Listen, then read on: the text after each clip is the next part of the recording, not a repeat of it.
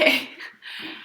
So we're here with Professor Boris Wolfson from Amherst College, and we are going to be discussing Kurzava and his Berkeley concert that occurred in 1979. So the first question we like to ask you is, in what capacity did you become acquainted with Bulat Kurzava? So he was a family friend. He'd known my family since the mid '60s, and so I sort of remember his songs before I remember myself. And the family lore is which Akujava song I started with, which Akujava song I first wrote out when I first learned how to print, how many mistakes did I make in which song, how did I mispronounce a certain word. There's a whole lore because... So what is the conjecture? What is the first song? So the first song that supposedly I sang was "Виноградную косточку," because apparently I sang "Виноградную косточку в теплую землю заую," and that was the kind of the 3-year-old or 4-year-old in me. But he had met my grandparents when my dad was still a teenager, so he'd known him as a teenager. So this is already, for me, was the second generation. And I know that by age 5, that summer of 1980, for which I sent you the picture, they were living in the Crimea, and I met him on the street. This I actually remember. We were just walking with my other grandmother. I was being, I guess, taken out for a walk, the way a child usually is at that age. And he was walking, he went into town to get food for his family. He was there with his wife. And he was walking back to the trolley to take it back to the house that they were staying at. And I saw him on the street, and I said, "Здравствуйте, Bulat Shalovic." And he stopped because there's no, that was not an expected occurrence on the street, that a little kid, would sort of recognize him and say this to him. And so this then became the kind of family greeting. Every time we'd call, we'd say, "Здравствуйте, Bulat Shalovic," because there was this kind of the family lore that had to go with it. But it was almost entirely through songs and through his presence in the house that I knew him. And then we stayed with them we would go up to Moscow every few months, and a couple times I actually stayed with him for maybe about 10, 12 days in his apartment. So that was the connection there. And then I saw him a couple times in the States. In 91 and in 94. I think 94 was his final, 91 before he got sick, and 94 was his final tour of the United States. Oh, wow. So the Berkeley one was really quite early then.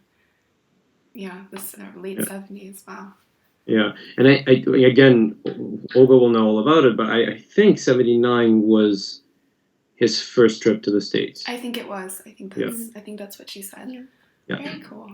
Very nice. And so your particular connection to this recording, you said something about how you brought it to Moscow for the archive. So the recording was sitting in that wonderful file cabinet under lock, among other videotapes. And I think when I was taking Olga's contemporary literature seminar in, I imagine, 2001, maybe, we watched it. She played it in class. And I was struck by the quality of the recording, which seemed great, and by Simon's wonderful introduction, and by just sort of the way that the concert, it just felt very immediate, and it captured his performing persona very vividly. And I think it was 2001. I was going to Moscow in the summer to do some research in the archives and was going to see his family. And so when I saw them, I asked them if they were aware of this. And Olga Akujava said she didn't know that there were any recordings of him from 79. And so when I came back in 2002 to do more time in the archives, by that time I had made a copy in Berkeley and brought it over so that his son, Bula, his youngest son, Bulat/Anton, could then digitize it. So they now have a DV copy of it that is part of the Akujava Museum archive. But that was the... that's really interesting. But Olga Akujava had no memory of this. She has vague memories of Berkeley, vague memories of Simon. It was a total revelation for her. She watched this. We watched it together. We watched the tape together, and she was just floored and thought it was also like the most wonderful testimony to how he was in public. But also, there was really he could perform authenticity in public very well because he was often so reserved in private life that it wasn't that hard to affect that same kind of reserve in public. And so it's a nice testimony to how he is. That's great. So it is really this is how he was. This is a good representation of what his. To me, again, that's pretty much the time from which I remember him, the late 70s, early 80s, and that certainly agreed with my childhood memory of how he was. Oh, that's great. Do you have any questions, Kit? I guess just one more question. We were wondering if you could kind of speak to Akujava's sort of broader importance in Russian culture of the 20th century. Well, so I think one of the ways in which he was important to, let me start there, to kind of an average quasi-intelligentsia, not even a fully intelligentsia family, which was my family, is that he opened up a whole new way of expressing intimate emotion in the late 50s. I guess my father's, one of his earliest memories, and we're talking about 57, 58, so these are the very first years when his music, when Akujava's music began circulating. And at that point, again, it's a family story, my dad thought that Akujava was a title of the song, and so that genre, the song was called Akujava. He didn't because there was such a particular way in which it spoke about longing and happiness too, and certainly wartime, his favorite kind of topics of the 50s, late 50s, sounded so unofficial, so effortless, so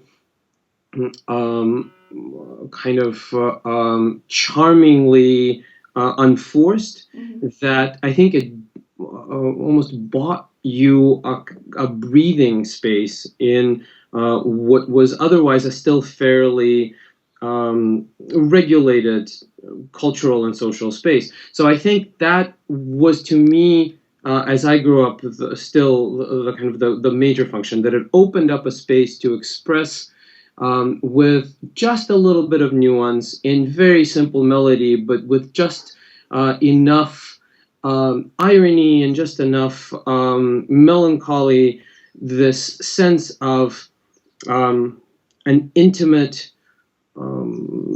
maybe even overly familiar sometimes, but sort of familiar relationship to selfhood and to history too, because so much of his songs that had to deal with history were sort of refracted through this colloquialized and intimate realm.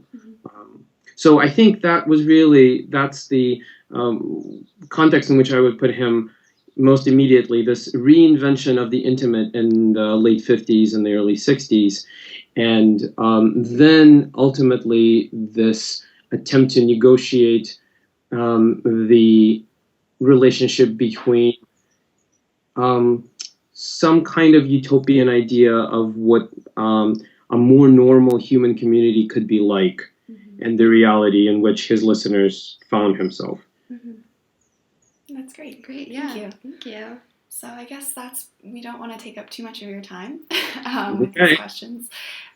So I guess, is there anything else you would like to ask? Or? No, I think that's good. Perfect. All right. Thank you so much. My pleasure.